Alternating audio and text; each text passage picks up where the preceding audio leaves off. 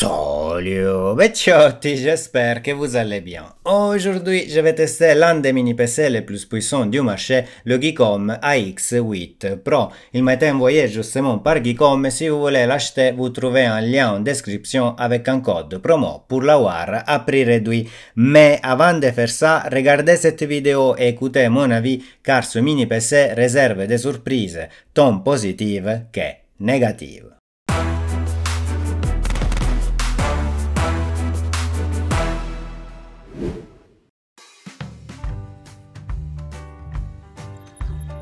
Je commence l'unboxing de ce Geekom AX8 Pro. L'ouverture de la boîte est magnétique, ça veut dire que c'est vraiment un produit premium et on voit déjà le mini PC. Je vais sûrement le démonter après pour voir l'intérieur. Pour l'instant, je le mets de côté. Et on retrouve sur le fond le manuel utilisateur. Et après, vous voyez pas, mais ici, il y a un tiroir que je vais ouvrir. La boîte est vraiment premium, c'est la première fois que je vois ça sur un mini PC. Alors ici il y a le câble HDMI et dans cette boîte sûrement je vois l'alimentation avec l'autre câble ici. Voilà. Et après la visserie et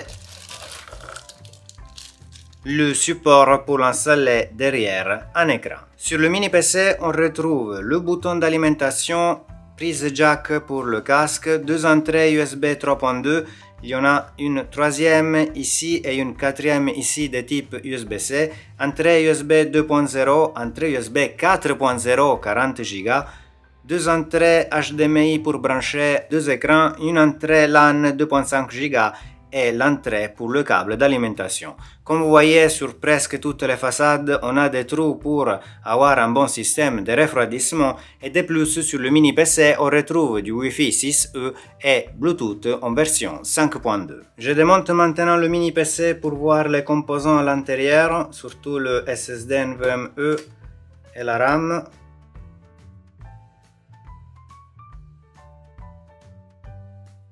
Alors, comme vous voyez, on a des pads à l'intérieur pour bien refroidir le SSD de type NVMe. C'est un SSD premium parce que c'est un Acer N7000 génération 4 capable d'une vitesse de lecture théorique maximale de 6200 MHz et d'écriture de 7200 MHz. De plus, on retrouve de la RAM 5600 MHz crucial DDR5 en CL46. Je ne vais pas complètement démonter le boîtier parce que de toute façon, ici on retrouve juste le processeur avec le système de refroidissement et le ventilo qui sert juste à pousser l'air vers la partie basse du boîtier. En fait, ici vous voyez les trous et de plus vous voyez les pads qui permettent d'avoir le mini PC surélevé. Je vais maintenant analyser les composants de ce mini PC et je commence par le processeur un Ryzen 8945HS, un processeur 8 core 16 thread top de gamme de Ryzen 8000 pour ordi portable o mini PC avec une fréquence de boost de 5.2 GHz et une puce dédiée à l'intelligence artificielle qui permet un total de 39 TOPS. Cette puce AI est la seule différence entre ce processeur et le Ryzen 7940HS que l'on retrouve dans d'autres mini PC top de gamme. Je vous parle de ça car AMD devrait avoir honte à appeler ce processeur un Ryzen 8000 car c'est pratiquement un Ryzen 7000 top de gamme avec un calcul de type intelligence artificielle plus poussé. À propos des calculs poussés, ce 8945HS obtient un score multicore dans Cinebench R23 autour de 16500 à peu près au niveau d'un processeur de bureau 12600K d'Intel et un single core de 1770 presque au niveau carrément d'un 7800X 3D. De plus, je dois signaler que pendant le test, les températures des corps ont atteint les 92 degrés, signe d'un système de refroidissement pas adapté à la puissance de ces processeurs qui évidemment est obligé d'aller en thermal throttling pour éviter de cramer. Donc voici le premier problème de ce mini PC, un système de refroidissement pas forcément adapté et ça m'étonne pas vu la taille vraiment mini de ce PC. En tout cas le 8945HS c'est un processeur qui permet vraiment de tout faire avec ce mini PC, du montage vidéo, l'utilisation des produits Adobe, Media Player pour du streaming 4K sans perte de frame, streaming des jeux vidéo, usage serveur, etc. Vraiment d'un point de vue professionnel ce mini PC est top et c'est grâce aussi aux autres composants. En fait, on retrouve un SSD NVMe Acer N7000 génération 4 très performant avec une vitesse de lecture de 7200 MB et d'écriture de 6200 MB. Les barrettes de DDR5 ont une capacité de 32 Go parfaite pour tout type de travail professionnel et c'est même possible d'acheter le modèle avec 64 Go. Par contre, elles ne sont pas les plus rapides avec une fréquence de 5600 MHz SL46. Mais apparemment c'est le standard pour le mini PC actuellement sur le marché étant donné que j'ai trouvé seulement ce Kingston 6000 MHz CL38 comme modèle plus performant. Enfin, parlons de la puce graphique, la 780M, la puce graphique intégrée la plus performante sur le marché au moment où je tourne cette vidéo que j'ai testée dans plusieurs jeux.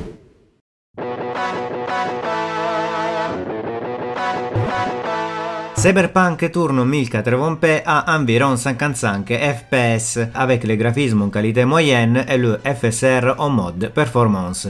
Il est également possible de jouer sans FSR avec des graphismes en qualité baisse pour atteindre les 60 fps, mais les fps 100% low tombent toujours en dessous des 30, ce qui à mon avis est la limite pour garder un jeu suffisamment fluide. De plus, la qualité de l'image n'est pas optimale, surtout à cause des artefacts du FSR. Cela confirme que la 780M n'est pas vraiment une puce permettant de jouer au jeu AAA le plus gourmand en 1080p, même si le jeu reste plus ou moins jouable. Dans Alan Wake 2, on obtient entre 30 et 42 fps en 1080p avec les graphismes en qualité baisse et le FSR en mode qualité. Honnêtement, je ne m'attendais même pas de réussir à le lancer. Il y a quelques épisodes de stuttering avec les FPS 100% low tombant autour des 20, mais je répète, c'est déjà dingue qui fonctionne et le jeu a des graphismes tellement poussés qui me dérange presque pas de le jouer avec cette qualité. Dans Marvel Spider-Man en 1080p qualité moyenne FSR qualité on obtient en moyenne 50 fps.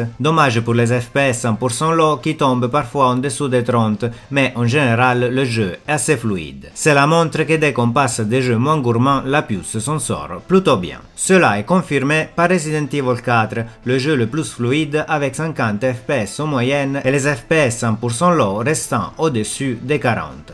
Après, il faut dire que je suis en train de jouer en qualité baisse avec du FSR en mode qualité, donc les graphismes ne sont pas top, mais le jeu est complètement jouable. J'ai également testé des jeux en ligne comme Fortnite qui en 1080p avec les réglages moyens tourne autour des 90 fps avec des pics de stuttering ramenant le jeu autour des 60 fps.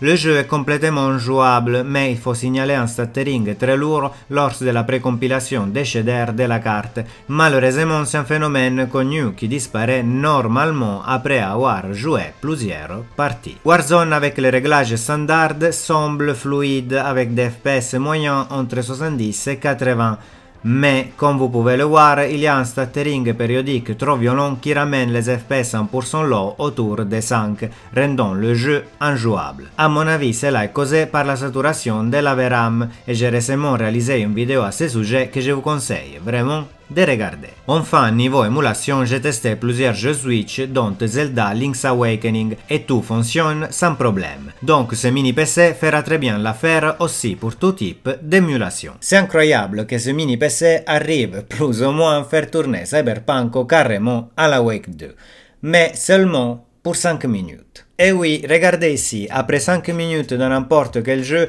le frame time n'est plus constant et à la place on a du bizarre stuttering constant, dont la cause semble être le thermal throttling.